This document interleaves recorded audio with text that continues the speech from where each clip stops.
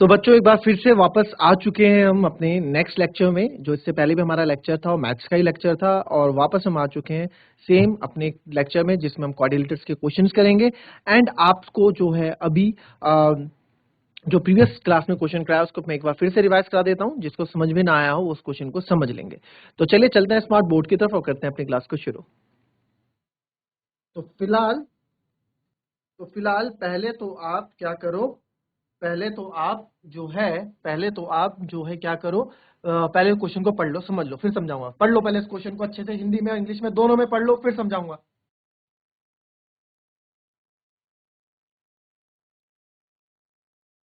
चलिए इस क्वेश्चन में हमने क्या किया था ना, समझ लेते हैं एक बार। इस क्वेश्चन में क्या क्या था।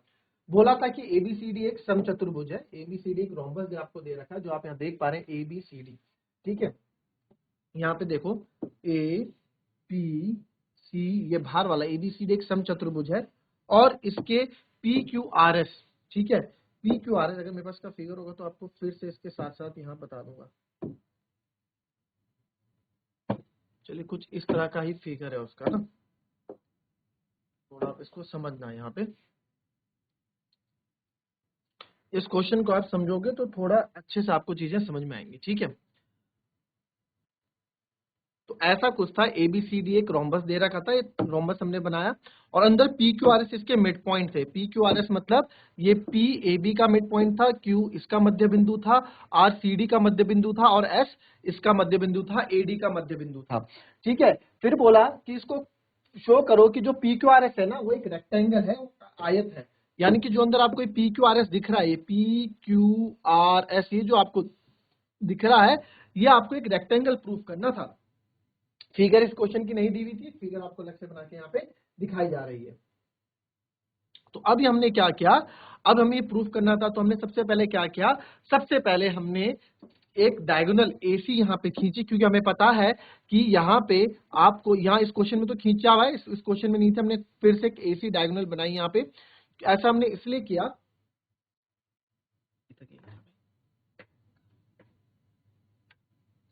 ऐसा हमने इसलिए किया क्योंकि मिड पॉइंट थ्योरम इसमें लगेगी, और मिड पॉइंट थ्योरम में एक डायगोनल होना जरूरी है।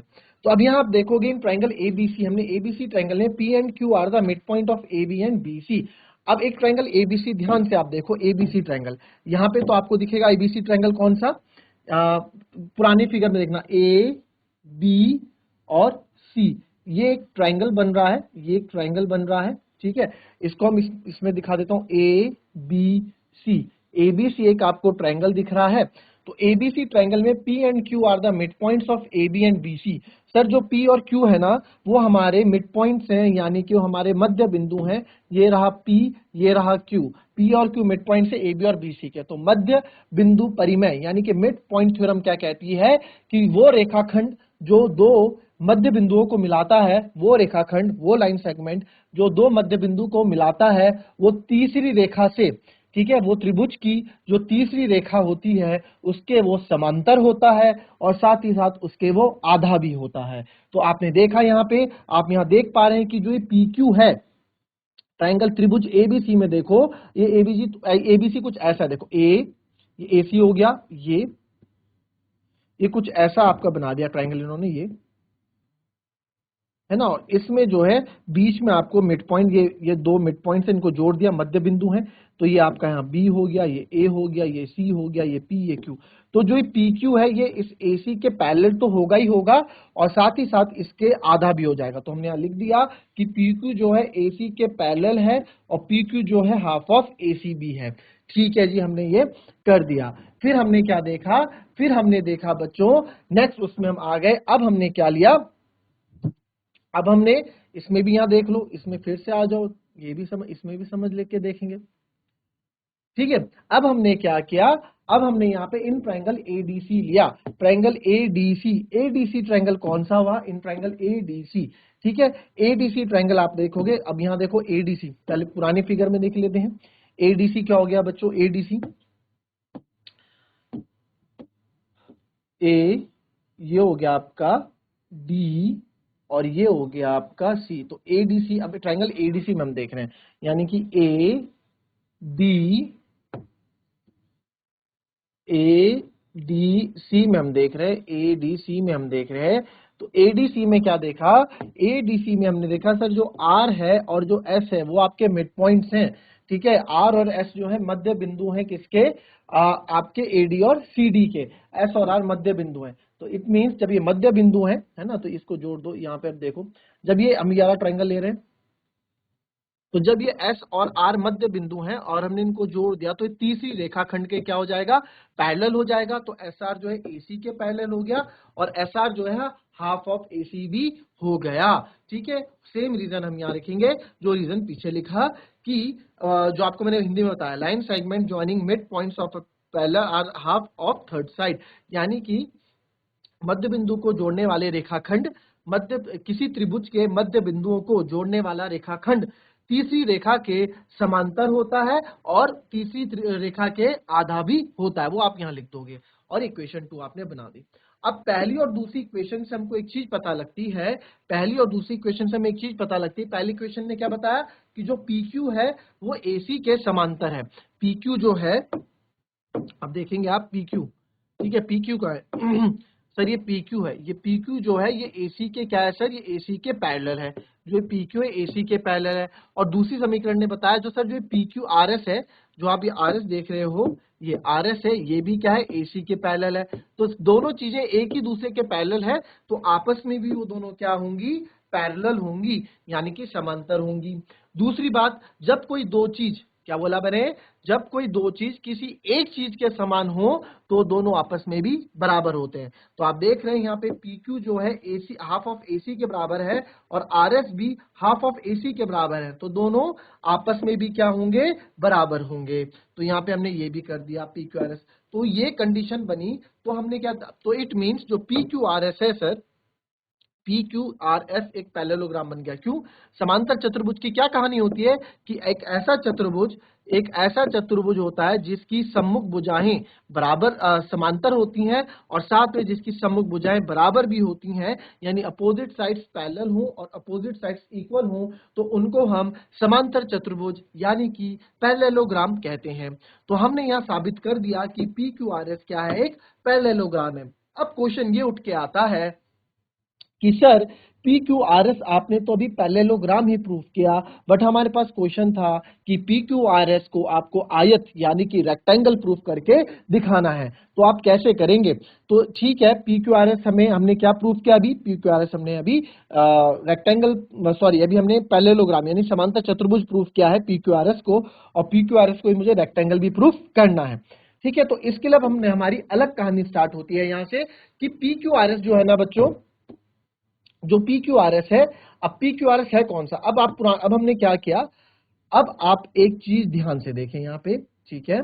अब यहाँ पे क्योंकि क्वेश्चन में बोला था कि क्वेश्चन में एक चीज आपको बोली गई थी कि सर जो ABCD है वो एक रोम्बस है, ABCD एक समचतुर्भुज है। कक्षा 8 में और इससे पहले वाले चैप्टर में भी हमने पढ़ा है कि जो समचतुर्भुज होता है, जो रोम्बस होता है, उसके जो डायगोनल्स होते हैं, उसके जो विकर्ण होते हैं, वो एक दूसरे को 90 डिग्री पर बाइसेक्ट करते हैं, यानी कि जब दो विकर्ण आपस में मिलते हैं तो वहां पे वो 90 डिग्री बनाते हैं। ये बात याद आई।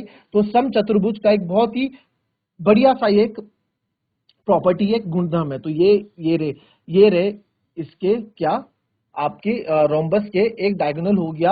यहाँ देखो हमने लिखा है, यहाँ लिखा भी हमने कि AC और BD विकर्ण है, AC और BD विकर्ण है और समचतुर्भुज के विकर्ण एक दूसरे को 90 डिग्री पर समद्विभाजित करते हैं। ये भी हमने बताया कि समचतुर्भुज के विकर्ण एक दूसरे को 90 डिग्री पर समद्विभाजित करते हैं। तो हमने क्या किया, हमने आपने देखा यहाँ पे कि यार इन्होंने यहाँ पे 90 डिग्री बना दिया।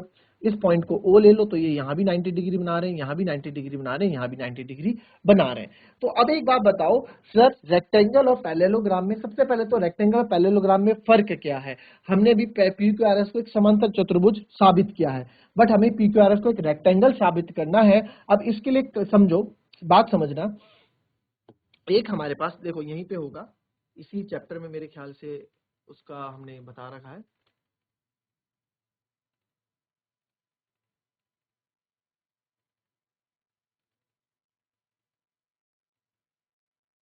यहाँ देखो, रेक्टेंगल और पैरेललोग्राम, रेक्टेंगल से ही, आयत से ही आपका समांतर चतुर्भुज बनता है, ठीक है। अब इसमें अपोजिट साइड्स इक्वल होती हैं, ठीक है, अपोजिट साइड यानी कि सम्मुख भुजाएं बराबर होती हैं। सर इसमें भी सम्मुख भुजाएं बराबर होती हैं, तो यार इसमें अपोजिट साइड्स पैरेलल होती हैं रेक्टेंगल में, यानी और पैरेललोग्राम समांतर चतुर्भुज में भी जो सम्मुख भुजाएं होती है समांतर होती हैं। तो बचा क्या, ये अलग कहां से हो जाते हैं, समांतर चतुर्भुज में अपोजिट साइड्स इक्वल होती हैं, सर रेक्टेंगल में भी अपोजिट साइड्स इक्वल होती हैं। समांतर चतुर्भुज में जो है पैरेलल होती हैं, अपोजिट साइड समांतर होती हैं एक दूसरे के, तो सर आयत यानी कि रेक्टेंगल में भी एक दूसरे जो अपोजिट भुजाएं होती हैं वो समांतर होती हैं।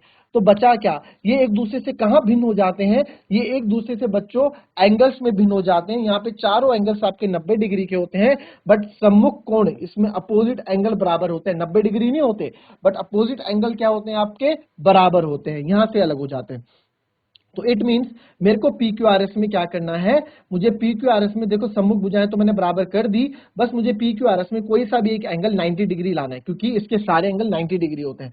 तो कोई सा भी एक एंगल अगर मैं 90 डिग्री ले आता हूं तो मैं समझ सकता हूं कि ये एंगल क्या हो जाएगा, पी क्यू आर एस एक रेक्टेंगल बन जाएगा पैरेललोग्राम से, ठीक है जी। तो हमने क्या क्या इसके लिए हमने क्या तैयारी की कि हमने आए पी क्यू आर एस में, अब हमने जो है ना एक यहाँ पे क्या ले लिया, अब हमें मेरा कॉन्सेप्ट आया, मैंने चीज ठानी, हमने एक चीज ठानी कि मैं कोई भी पी क्यू आर एस का कोई सा भी एक angle P Q R S, पहले देखो पी क्यू आर एस है कहाँ, ये है पी क्यू आर एस, ये जो बन रहा है ना नीला नीला, तो ये P Q R S, P Q R S को थोड़ा हाईलाइट कर देते हैं इस नए वाले फिगर में, तो ये रहा P Q R S, P Q black वाला है जो पी क्यू आर एस, इसका कोई सा भी एक एंगल मुझे 90 डिग्री प्रूफ करना है। तो मैंने क्या किया, कोई सा भी एक एंगल 90 डिग्री, तो मैं इसको इस एस एंगल को पकड़ता हूं और इसको 90 डिग्री प्रूफ करने की कोशिश करता हूं, ठीक है। तो अब हमने क्या देखा, अब इसके लिए भी एक चीज हमने करी, ठीक है, इसके लिए भी हमने एक चीज करी कि यहाँ पे मैंने क्या चीज पकड़ी, मैंने यहाँ पे देखो पुराने फिगर में दिखाता हूं, मैंने एक क्वाड्रेटिक छोटा सा चतुर्भुज ले लिया, ये देखो व्हाइट व्हाइट कर रहा हूं जो ओ एक्स एक्स वाई, ये ठीक है, ये मैंने एक छोटा सा चतुर्भुज ले लिया। तो यहां भी एक पॉइंट नाम मैं दे देता हूं, इस पॉइंट को हम नाम दे देते हैं x, इस पॉइंट को नाम दे देते हैं y। तो हमने क्या किया, एक छोटा सा चतुर्भुज हमने एक मान लिया, ठीक है, छोटा सा चतुर्भुज बच्चों ये देखो, एक छोटा सा चतुर्भुज हमने लिया, ये छोटा सा नीला नीला, नए फिगर में देखोगे नीला नीला, इसको थोड़ा इसको और अलग करते हैं, हरा कर देते हैं जिससे आपको दूर से दिख जाए, है ना, थोड़ा अलग से पहचान में आ जाइए।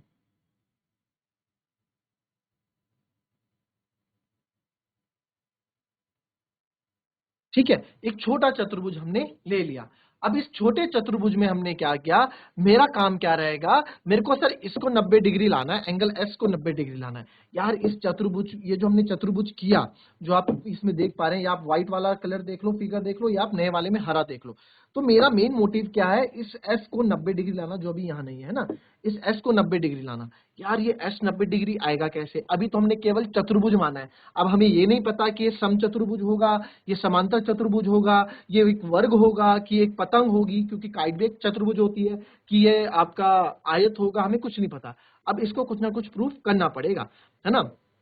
हमें बस इतना पता है कि जो ये बीच में एंगल ओ है ना, ये बीच में जो एंगल ओ है ये 90 डिग्री है, जो आप यहाँ देख पा रहे हो ये 90 डिग्री है। तो आप इसमें बस एक एक चीज लगा सकते हैं कि अपोजिट एंगल समांतर चतुर्भुज के, अभी अभी हमने पढ़ा समांतर चतुर्भुज के सम्मुख कोण बराबर होते हैं। तो अगर इस पी क्यू आर एस को, सॉरी इस एस एक्स ओ वाई को, इस छोटे से चतुर्भुज को जो हमने माना है, इसको मैंने समांतर चतुर्भुज अगर प्रूफ कर दिया, अगर इसको मैंने समांतर चतुर्भुज प्रूफ कर दिया, तो मैं बोल सकता हूं कि एंगल एस भी आपका 90 डिग्री हो जाएगा। क्यों, क्योंकि सम्मुख कोण अपोजिट एंगल क्या होते हैं, बराबर होते हैं। तो इसके लिए हम काम करेंगे। अब हमने क्या किया, इसके लिए काम करने से क्या स्टार्ट किया, हमने लिया in triangle A B D S and P R the mid points of A D and B C. तो हमने क्या चीज ली, हमने लिया ट्राइंगल ए बी डी। क्या ट्राइंगल लिया, ए बी डी लिया। तो सर ए बी डी देखो है कहां, ठीक है, तो ए बी डी अब ध्यान से देखेंगे, पहले पुराने फिगर में ये रहा ए बी और डी, कहां गया, सॉरी, हमने लिया ए डी बी, है ना, डी ए बी मान लो, ये लिया, तो हमने ये ट्राइंगल लिया डी ए बी, ठीक है। और इसमें देखेंगे आप, इस वाले फिगर में देखेंगे, इसमें DAB कहाँ है, इसमें ये रहा DA, ये हमने लिया, ठीक है। तो हमने ये ट्राइंगल लिया DAB। तो जब हमने DAB लिया तो अगेन आप यहां पे देखो, इस ट्राइंगल DAB में दो मिड पॉइंट्स आपको दिख रहे हैं, एक AD का S और एक AB का P। तो जब भी कोई दो मिड पॉइंट्स मिलके रेखाखंड बनाते हैं तो वो तीसरी साइड के पैरेलल हो जाते हैं, समांतर हो जाते हैं, ये हमको पता है। तो अब आप यहां देखो कि सर यहां भी आप देखो ABD में ना, ये एक S हो गया, P, ये मिड पॉइंट्स हैं, ये दोनों रेखा, ये मिड पॉइंट्स अगर इनको हम जोड़ देते हैं ना सर, अगर इनको हम जोड़ देते हैं, ये जोड़ दो तो ये क्या हो जाएगा, ये पैरेलल PS किसके पैरेलल हो जाएगा, इस BD के, ये इस BD के। बड़े फिगर में देखो, बड़े फिगर में समझाऊंगा, थोड़ा बड़े फिगर में अच्छे समझ में आएगा। ये ट्रायंगल ABD लिया, अब आप देखो ये मिड पॉइंट दिख रहा है आपको PS आपका क्या है, मिड पॉइंट है, PS आपका एक मिड पॉइंट है, इनको हमने जोड़ा। तो बच्चों जो PS होगा ना, ये जो PS होगा, ठीक है, जो ये PS होगा, मिड पॉइंट थ्योरम क्या कहती है, जो सर मिड पॉइंट थ्योरम हमारी ये कहती है कि जो रेखाखंड मध्य बिंदु को मिलाते हैं वो तीसरी भुजा, यानी कि ये रहा AD, तीसरी भुजा ये रही BD, तीसरी भुजा ये रही BD, ये इस BD के क्या हो जाएंगे, समांतर हो जाएंगे और आधे हो जाएंगे। तो ये जो XY जो SP है, ये इसका क्या समांतर हो गया, समांतर का साइन ये एरो होता है। तो यहां हमने बता दिया कि सर जो SP है वो पैरेलल हो जाएगा BD के, जो SP है वो पैरेलल यानी समांतर हो जाएगा BD के। अब बच्चों मुझे एक बात बताना, ये कोई लाइन है SP और ये कोई लाइन है BD, है ना, ये है SP, ये है BD, ये दोनों ना एक दूसरे के समांतर हैं। तो यार थोड़ा यहाँ नीचे समझेंगे, है ना। तो ये है SP, ये है BD, ठीक है। ये SP BD ना बच्चों एक दूसरे के समांतर है, समांतर मतलब जो कभी आपस में मिलेंगी नहीं। तो यार एक बात बताओ, अगर SP के बीच में मैं यहाँ कोई पॉइंट लगा देता हूँ Y और यहाँ लगा देता हूँ मैं X, तो क्या ये आधे आधे टुकड़े एक दूसरे के समांतर नहीं होंगे? जब पूरी लाइन एक दूसरे के समांतर है तो इनके आधे टुकड़े भी तो एक दूसरे के समांतर होंगे, मानते हो ना इस बात को। तो यहां देखो सर, जब SP BD के पैरेलल है, सर जब ये S और P आपने इस B और D और B के पैरेलल आपने प्रूफ कर दिया, ये एरो देखो, ये प्रूफ आपने पैरेलल प्रूफ कर दिए, तो आप ये भी बोल सकते हो ना सर कि जितना ये है, ये जो आप बोल रहे हो, ये O पॉइंट आपको दिख रहा है, या O ये रहा, लाल से करेंगे, ये O तो दिख रहा होगा, O पॉइंट है यहाँ पे, है ना, जहाँ पे इंटरसेक्ट कर रहे हैं। तो सर ये OX, ये आधा पॉइंट, इसका आधा, इस लाइन का आधा टुकड़ा OX और इस लाइन का आधा टुकड़ा SY, ये Y है यहाँ पे, ये SY, ये भी तो एक दूसरे के समांतर होंगे। तो हमने कहा बिल्कुल होंगे, तो हमने यहाँ कर दिया कि देयरफॉर SY भी OX के पैरेलल होगा। तो हमारा परिमेय 8.8, थ्योरम 8.8 कहती है, और ये आपको पता भी है कि किसी चतुर्भुज की अगर दो सम्मुख भुजाएं, आप किसी चतुर्भुज की दो सम्मुख भुजाएं आप समांतर साबित कर देते हो, किसी भी चतुर्भुज की आप अगर दो साइड्स पैरेलल प्रूफ कर देते हो बच्चों, तो वो पैरेललोग्राम बन जाता है, तो वो पैरेललोग्राम बन जाता है। तो हमने SXOY को एक समचतुर्भुज बना दिया, सॉरी एक समांतर चतुर्भुज बना दिया, एक पैरेललोग्राम बना दिया। तो यहां देखो SXOY है कहां, वही छोटा सा जो हमने लिया था SXOY, ये रहा S, ये रहा X, ये O और ये Y, ठीक है। कहाँ है सर, फिगर में दिखाओ, फिगर में दिखाते हैं, फिगर में आपको बिल्कुल दिखाते हैं, फिर से वाइट कर देते हैं SXOY को, ये रहा S X और ये रहा O और ये रहा Y, ये रहा हमारा छोटा सा चतुर्भुज जो हमने लेट किया था। इसको अब हम समांतर चतुर्भुज बना चुके हैं, अब ये एक पैरेललोग्राम बन चुका है। तो सर जब ये SXOY आपका पैरेललोग्राम बन चुका है,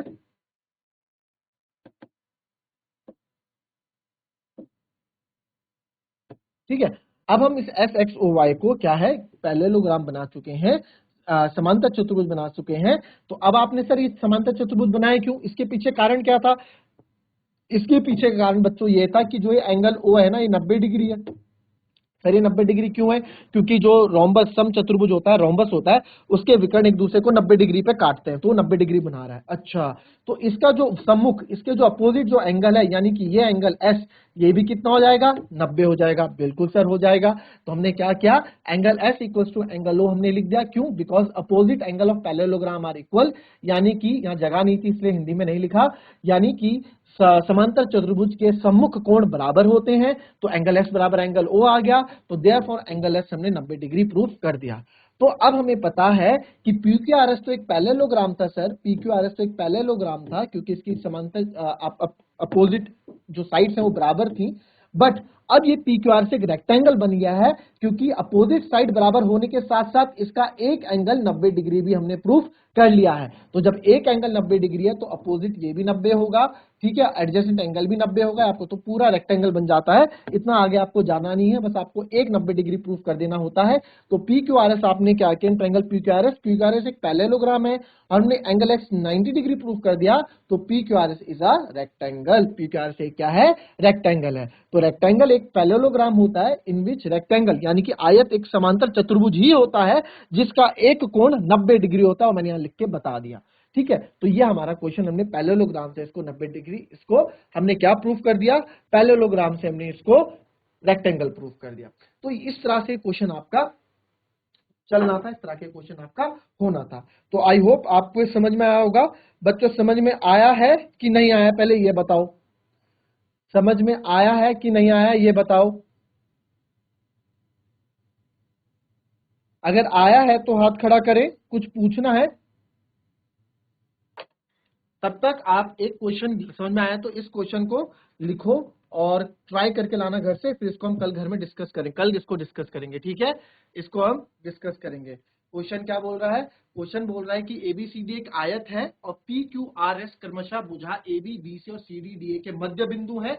दिखाएं कि चतुर्भुज PQRS एक समचतुर्भुज है। अभी हमने जो प्रूफ किया, PQRS को एक आयत प्रूफ किया और ABCD क्या था, देखो क्वेश्चन ना बदल गया, उल्टा हो गया।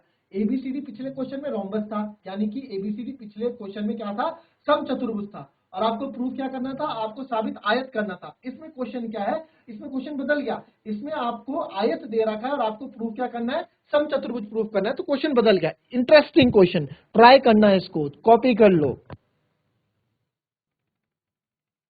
सो दैट्स ऑल फॉर टुडे बच्चों। कल की जो क्लास, नेक्स्ट क्लास होगी, इसमें हम ये क्वेश्चंस करेंगे, बड़े इंटरेस्टिंग ये क्वेश्चंस हैं, तो मिलेंगे। आप भी इसको ट्राई करना, ठीक है। इससे पहले के क्वेश्चन आप कर चुके हो, सेम वैसा ही होगा, थोड़ा बहुत चेंजेस होंगे, थोड़ा दिमाग आप लोग लगाना, आपसे क्वेश्चन हो जाएगा। तो मिलते हैं आपसे अपनी कल की नेक्स्ट क्लास में, तब तक के लिए be happy, be healthy and be safe. Thank you and have a nice day.